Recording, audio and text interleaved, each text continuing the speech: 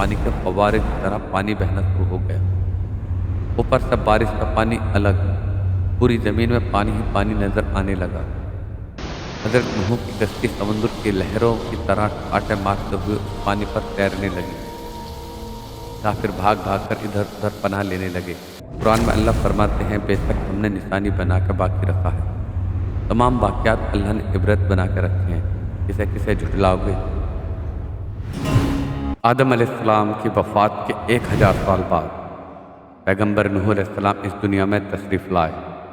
اللہ تعالیٰ کی اور سے بھیجے گئے پیغمبروں میں سے ایک تھے، اور اللہ تعالیٰ نے قرآن شریف کی سورہ نوح میں نوح علیہ السلام کا ذکر کیا ہے۔ اللہ سبحانہ و تعالیٰ نے قرآن مجید میں نوح علیہ السلام کی تعریف کی ہے۔ اب جب کہ ہم پیغمبر نوح علیہ السلام کے بارے میں بات کر رہے ہیں تو میں بتا دوں، آج بھی کئی سارے ایسے واقعات موجود ہیں جو اب تک نشان زد ہیں۔ آدم علیہ السلام کے بعد کی جو نسلیں تھیں بہت نیک تھیں، جس میں شیش علیہ السلام اور ادریس علیہ السلام تھے۔ لیکن جب حضرت ادریس علیہ السلام نے آسمان پر قیام کیا تو سالوں بعد کی جو نسلیں تھیں وہ شیطان کے بہکاوے میں آ گئیں اور گمراہی اور نافرمانی کرنے لگیں۔ گناہ کے کام سر عام ہونے لگے اور شیطان نے کہا، نیک اور بزرگ لوگوں کو یاد رکھنے کے لیے ان کا بت بنا لو۔ کچھ ٹائم تو پوجا نہیں ہوئی، لیکن جیسے جیسے وقت گزرتا گیا زمین پر بت پرستی عام ہو گئی۔ تو یہ عمل اس طرح عمل میں آیا، جب بھی کسی نیک انسان کا انتقال ہوتا تو اس کی یاد میں اس کا بت بنایا جانے لگا، اور دھیرے دھیرے آنے والی پیڑھیاں ان بتوں کی پوجا کرنے لگی۔ ان کا ماننا تھا کہ یہ بت ان کے لیے اچھائیاں لائیں گے، انہیں برائیوں سے بچائیں گے، ان کی سبھی ضرورتوں کو پوری کریں گے۔ انہوں نے اپنے بتوں کو بادان، نصران اور وغیرہ جیسے نام دیے تھے، اور اصل میں یہ ان اچھے لوگوں کے نام تھے جو ان کے بیچ میں رہتے تھے۔ اس کے بعد اللہ تعالیٰ نے حضرت نوح علیہ السلام کو نبی بنا کر بھیجا کہ وہ اپنی قوم کو اللہ کے راستے پر واپس لائے۔ پیغمبر نوح علیہ السلام نے بار بار اپنے لوگوں سے کہا کہ اللہ تعالیٰ کے علاوہ کسی کی عبادت نہ کرو، اور انہوں نے یہ بھی بتایا کہ کیسے شیطان نے انہیں اتنے لمبے وقت تک دھوکہ دیا تھا، اور اب وقت آ گیا ہے کہ اس دھوکے کو بند کر دیا جائے۔ نوح علیہ السلام نے 950 سال کی عمر پائی، اور 80 سال کی عمر میں انہیں وحی آنے لگی، یعنی کہ اللہ کی طرف سے میسج، اور یہ سلسلہ ان کی زندگی میں 950 سال یعنی کہ ان کی عمر تک جاری رہا، جس میں انہوں نے بار بار بھلائی کی باتیں کی اور برائی کو مٹانے کی کوششیں کرتے رہے۔ لیکن ان کی قوم کے لوگ تو ایش و آرام میں لگے ہوئے تھے۔ نوح علیہ السلام نے اللہ تعالیٰ سے ان کی ہدایت کی دعا بھی کی، لیکن ان ظالموں نے کچھ بھی نہ مان کر دیا۔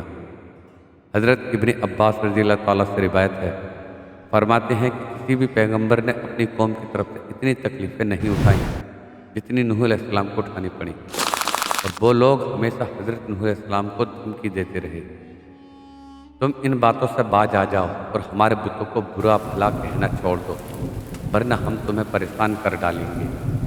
پھر بھی انہیں سمجھاتے تو انہیں بھاری مجلس میں مارتے اور اتنا مارتے کہ بے ہوش ہو جاتے، اور نوح علیہ السلام کے لڑکے انہیں اٹھا کر لے جاتے، اور ان کے دشمن مرتے وقت اپنے بیٹوں کی وصیت کرتے ہوئے کہتے، بیٹا کفر پر جمے رہنے کی ہدایت دیتے ہوئے کہتے کہ بیٹا ہرگز اپنے باپ دادا کا دین نہ چھوڑنا، اور پھر نوح کی بات کو کبھی بھی نہ ماننا، اور اگر وہ ہمارے بتوں کو کچھ بھی کہے تو انہیں تکلیف دینا۔ اسی طرح 700 سال گزر گئے، اور حضرت نوح علیہ السلام تنگ آ کر نا امید ہو گئے۔ پھر اللہ تعالیٰ نے وحی نازل کی۔ وحی کا مطلب ہے کسی بھی طرح سے پیغمبروں سے کنیکٹیوٹی یعنی کہ جڑنا، چاہے اللہ سے ہم کلامی ہو یا کسی بھی راستے سے اللہ سے جڑنا۔ اللہ نے فرمایا، اے نوح تم دل تنگ نہ کرو اور ان ظالموں سے کوئی امید نہ رکھو، اور جو ایمان لے آئے وہ ٹھیک ہیں، اور باقی جو ایمان نہ لائے ان کے مقدر میں جہنم لکھ دی گئی ہے۔ حضرت نوح علیہ السلام نے عرض کیا، کیا ان کی نسل سے کوئی ایمان لائے گا؟ تو حکم ہوا، یہ تو ایمان نہ لائیں گے، ان کا دل پتھر کا ہو چکا ہے۔ پھر بھی حضرت نوح علیہ السلام نے ان کو ایک بار اور سمجھانے کی کوشش کی اور کہا، اے لوگو ایمان لے آؤ، نہیں تو عذاب الہی آ کر ہی رہے گا۔ لیکن اس بار قوم کے سرداروں نے اسی طرح کا جواب دیا، کہا، ہم تو بدھ، سوا، یغوث اور یاجوج جو ہمارے بت ہیں ان کی پوجا کبھی نہ چھوڑیں گے، اور اگر تو سچا ہے تو عذاب لے آ، جو ہمیں اس کا قطعی ڈر نہیں۔ حضرت نوح علیہ السلام یہ جواب سن کر مایوس ہو گئے اور بڑے ہی غم کے ساتھ اللہ سے گڑ گڑا کر عرض کیا کہ اے اللہ، جب میں اپنی قوم والوں کو اسلام کی طرف بلاتا ہوں تاکہ وہ اپنی زندگیاں بنا سکیں، سنوار سکیں، تو یہ مجھے سن کر نہیں دیتے، کانوں میں انگلیاں ٹھوس لیتے ہیں، بے توجہی کے لیے اپنے اوپر کپڑے ڈال لیتے ہیں، اپنے کفر پر جمے رہتے ہیں۔ اب میں کیا کروں؟ بہت مجبور ہو گیا ہوں، اب تو تیرا عذاب آ ہی جانا چاہیے، انہیں تباہ و برباد کر دے، ان کا سب کچھ ختم کر دے۔ حضرت نوح علیہ السلام کی بد دعا سے اس قوم پر اکال پڑ گیا، یہاں تک کہ ان کی نسل کی بڑھوتری کا جو سلسلہ تھا وہ بند ہو گیا۔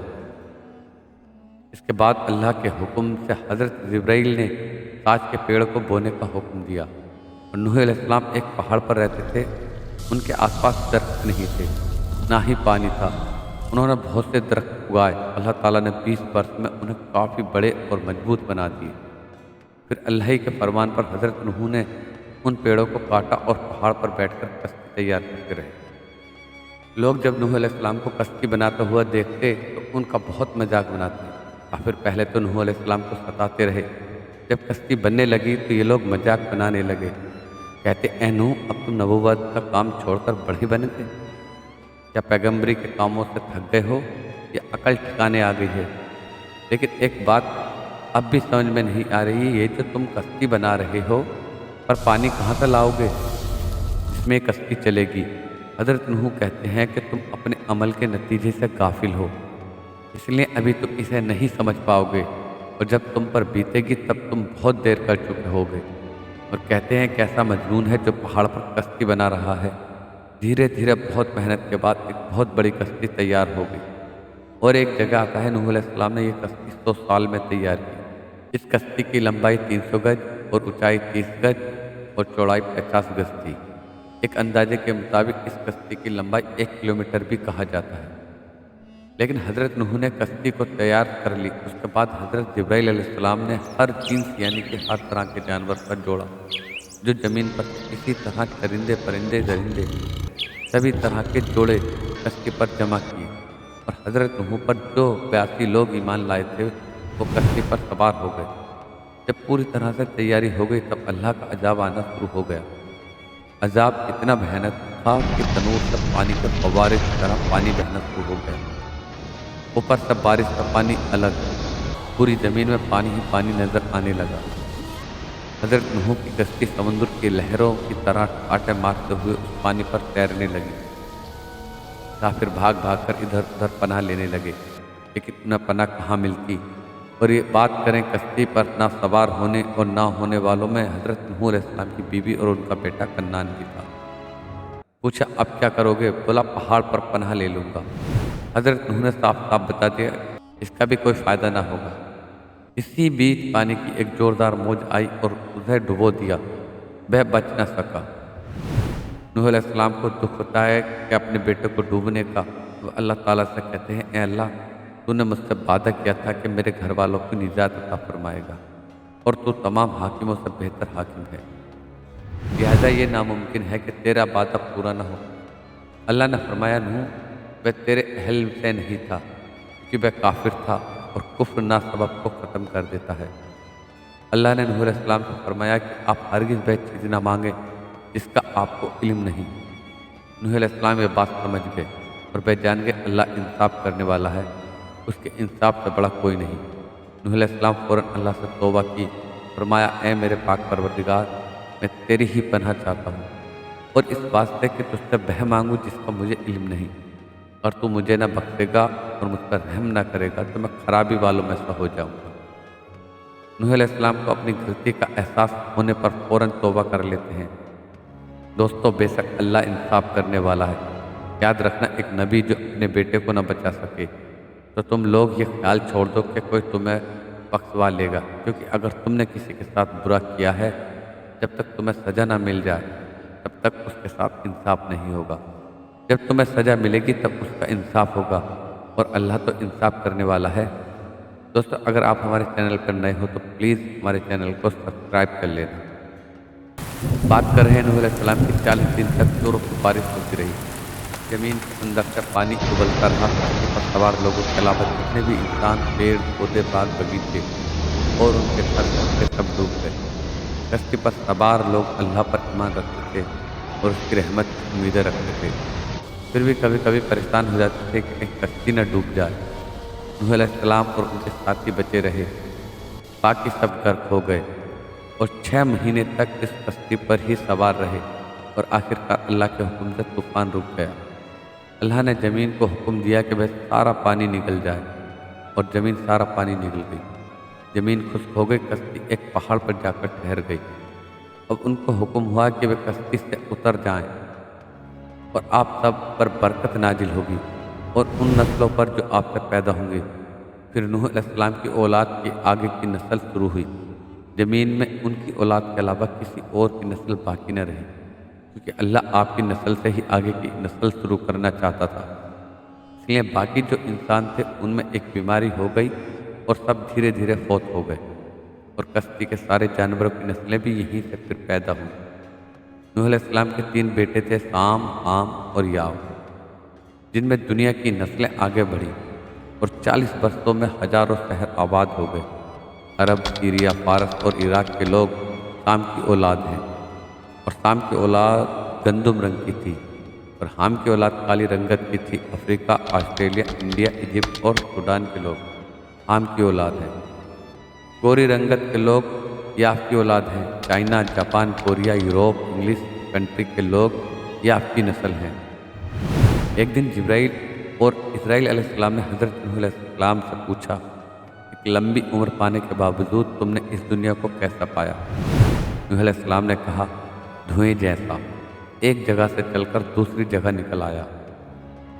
طوفان کے بعد نوح علیہ السلام 350 سال زندہ رہے، اور پھر نوح علیہ السلام فوت ہو گئے۔